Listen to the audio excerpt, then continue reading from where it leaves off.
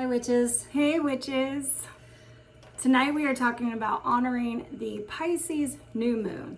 It is the last new moon of the zodiac season because next month we're starting over with Aries. Nope. So with Pisces being the last sign, it's a water sign and it's really allowing us to feel all of our emotions. So tonight we have a couple things to tell you about how to, it's the Cosmic Playbook. We introduced this in January, but we're gonna go through it again. How do we figure out what to do when new moon or full moon comes up? And we have a great, Formula. Formula. I was like, what do you call that? Like, It's not formula. This equals that. It's this plus this equals that. We're in math class of sorts, but with, actions and astrology. Yeah. I think that, I built something on Instagram, and you guys, I'm going to say this again, I'm not an Instagrammer, I'm not professional, I'm not good at this yet, but I'm trying to put relevant, clear information out there for you. So if you go to the New Witch Academy of Modern Magic's Instagram, I do have that posted from January when the Capricorn, no, actually it would be February, Capricorn new moon. Just in case you wanted to. That's where I posted it there. Again, not a super big poster. This is not like what do you call that? I'm not like marketing myself. But go like our Instagram page. No, listen, it's super basic. I'm not, that's not my focus. We're working on it. We're trying things, new ways to get information out there. New ways to get information. But we do call it the Cosmic Playbook because Kat's going to explain the whole formula. I love that you called it a formula. I am going to call it. So I like it. The formula is moon phase energy. So whatever moon phase you're in. Energy, because each phase has its own energy. Mm-hmm. So new moon. I think hopefully we know, but for everybody that's new moon is about beginnings. Yeah. New beginnings. Just beginning new things. Yeah. Starting stuff. Yeah. Getting things started. Not finishing them, but getting them started. Kicking stuff off. Or sometimes restarting them. That's what I have as one of my ideas for what you can do. That's so funny that you say that. Sometimes you gotta restart it. So it's moon phase energy plus the zodiac signs energy equals the actions that you can take or the things that you can do. So with Pisces, the energies around Pisces are, Pisces is our... You're afraid to talk shit about me, aren't you? I know, she's holding her tongue. You see her? I'm not going to... No, I love Pisces. Are you kidding? I've been in love with a couple of them, I think. Oh, you're making me blush. Oh, my goodness. But they do have their heads in the clouds, but they're super creative and very intuitive. Very intuitive. Very intuitive. They can read things like nobody else.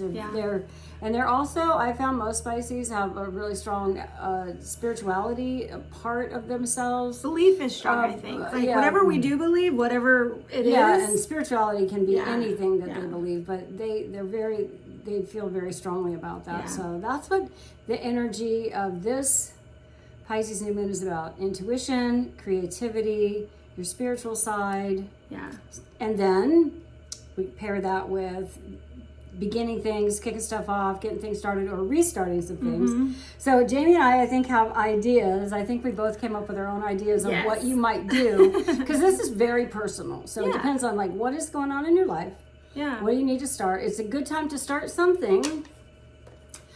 Even that healing journey. Yeah, with new moon. Most people don't think of that as let's start something. Let's start healing and break down and cry a bunch. But Pisces is a great season for that. Guess what one of mine is? What? One of my ideas for this new moon is to reaffirm your spiritual path.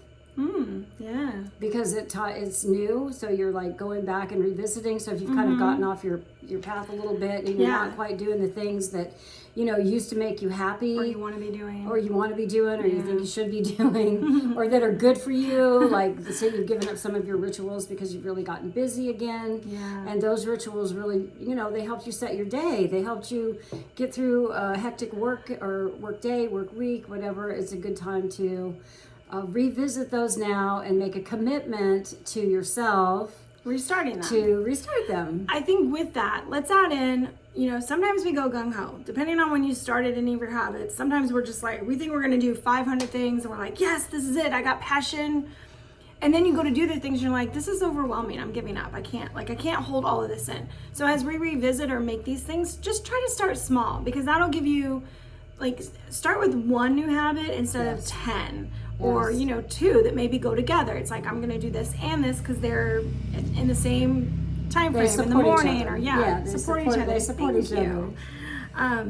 So yeah, that's what I would suggest. As you do these things, be sure to keep it small at first, So and then like what add I on think later. about is I really need to get back to the gym because I haven't been since, well, too long. But I've been thinking like I need to We're not get gonna tell back. ourselves. I need to get back. But then as part of that, I could also use some new gym clothes. So I see the pairing of those two things Yes. together. Like get some new gym The clothes. energy of that. That's right. Get some motivation to get back into the gym and look cute when I'm there sweating it Feel out. good. And feel good. Look cute and feel good for you. Because we always feel better, I think, when we're dressed Absolutely. in a way that we like, whatever Absolutely. nice is for you, whatever comfortable is. So what was one of your ideas for something that you could do? As a Piscean, I have to say, like, practicing going with the flow. If that's not something that you do well, going with the flow is like allowing things to happen and not necessarily react to them, but say, okay, so that happened. How do I shift? What do I do? What does that mean for me? It doesn't have to be the end of the world. It's not usually, unless you die and then you wouldn't be watching this. So it doesn't, that's not the thing. It's how we deal with stuff as it comes up that can make us emotional, and we can have outbursts and, pisses us off, makes us angry, whatever it is. Practice trying to go with the flow and tell yourself this is not that important to get mad about. Like most things in life are not that important to get truly mad or upset about, or curse somebody out, or flip somebody off, or whatever. It's just Or freak out about it. I had a total freak out. You had a freak today. out? I had a freak out today at work. So I will share my story with you because I really could have used some of that energy when this thing happened. So just go with the flow. every other Thursday, we put on a 1 hour webinar. It's a free webinar for our customers. And we have about 600 or 700 people that are online that are watching this. We have a speaker that's come in, and this whole thing's been advertised for 2 months. People know all about it. They've signed up to come. They're eager to get the information.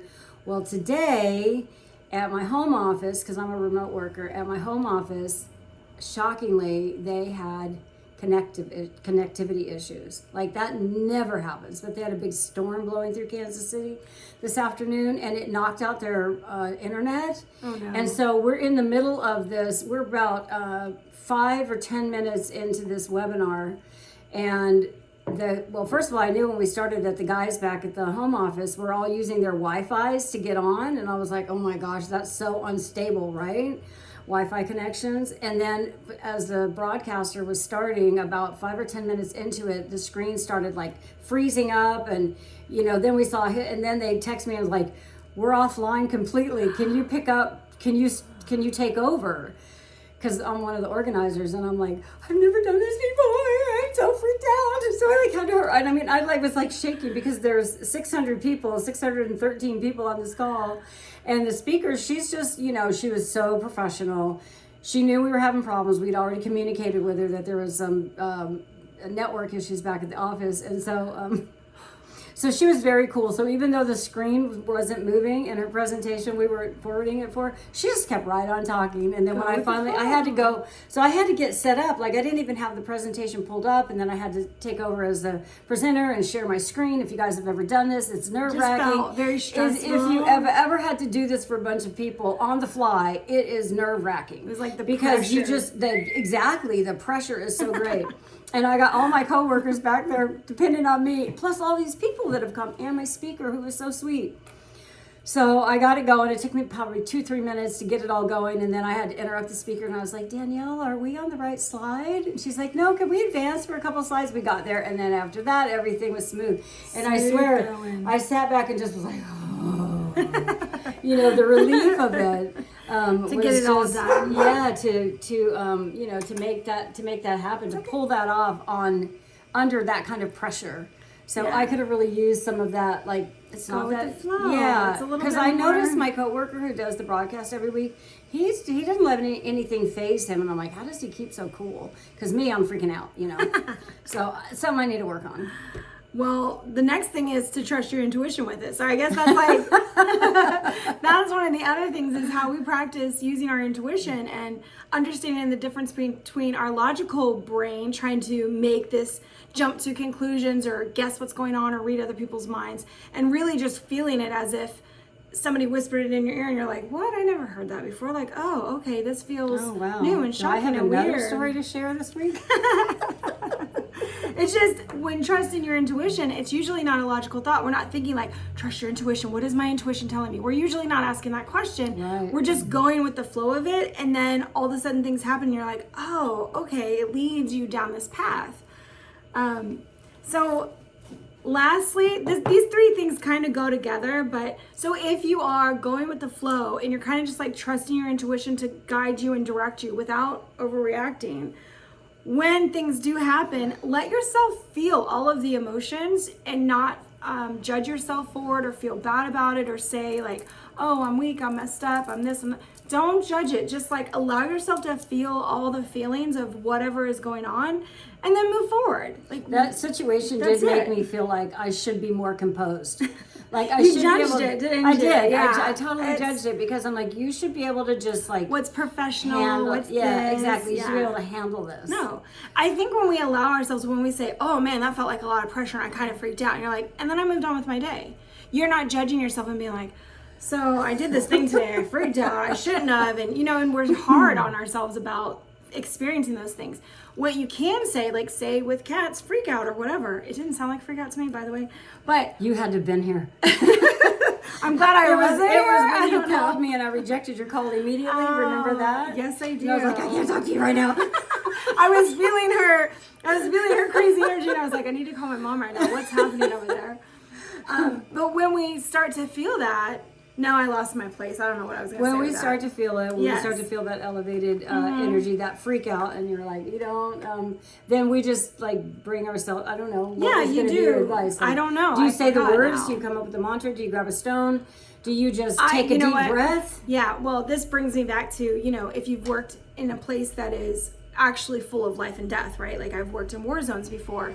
One of the things that I took from that way back in 2010 is the fact that this situation is not life or death. Nobody is dying on the other end of this. So I really don't need to freak out that much, because when you are in situations where it's life or death, I think we then should have the appropriate reaction to possibly feel a lot more under pressure or stressed out or whatever, because there's a life on the line then. Yeah. But when it's just work and connectivity issues and somebody didn't get the right slide, like nobody's life was on the line today. that's what I tell myself. I don't know what you guys can say for yourself. That's like, you know, maybe you've had a family member sick and passed away. It's like, it's not that situation, and that's some of the worst things I've been through. So then guess what? This is easy compared to my worst day, right? Yeah. That's a good way. Yeah. This is easy compared to my worst day. Yeah. Unless it's your worst day, and then we're here for you. I don't know. We don't have that mantra set up yet, but yeah. So I had got a couple of other ideas that might be appropriate for this new moon, or that I thought of. And you guys are going to think of your own, but a creative project or adventure that you could start because creativity is associated with Pisces. So something you can start that's creative, which I always find is soothing for me as a witch. If I can start playing with dirt or making something, you know, like a craft. Using like our hands and getting crafty. Using my Yeah. hands, making Yeah. friendship bracelets, you know, Taylor Swift friendship bracelets. Mm-hmm. I find that relaxing. Yes, and she goes all in. I already said reaffirming your path. Yeah. Setting any new goals that align with your intent, align with your, path that you wanna the be path that on. you want to be on. I Sure. said your path, but I'd already Yeah. said path, so. Start a dream journal, because Pisces rule the realm of dreams. I believe that's one of your. Yeah. Oh my gosh! So I just know remembered you- I had she a had nightmare crazy- last she had night. crazy ass dreams. I did. And the other thing that Pisces is associated with, Pisces energy, is about compassion. So this is a really good time if you wanted to volunteer to help animals or kids or other marginalized groups of Elderly people. Yeah, other homeless, people. Yeah, anything, yeah. anybody that is in need of compassion and kindness and that's a Yeah. really good time to start this and to Showing dedicate. up for them. Yep. Just a little bit. Remember, we're not saying like dedicate a month of your life or Yeah, anything like that. no. Like do a little thing, do what you can do, and then that's it. Yep. I think we sometimes hold ourselves to too big of a standard or pressure that we need to fulfill like a big slot, and Yeah. we don't. Little things. If we all did little things, Yep. the difference we would make. They Yeah. add up. They add up. All the little things add up. So do what you can. Yeah. You on your compassionate new journey of kindness and creativity. Yeah.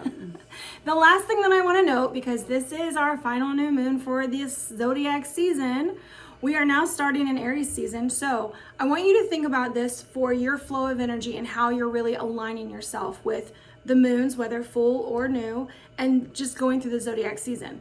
We're going to start in a minute with fire. And so fire is where we get all that passion and drive to really do things, right? And then we come upon earth. So you go from Aries to Taurus. In earth, we step back from all of our passions and drives and we're like, what do I actually desire? Now we're going to think about, we tried a bunch of stuff, what actually soothes our souls.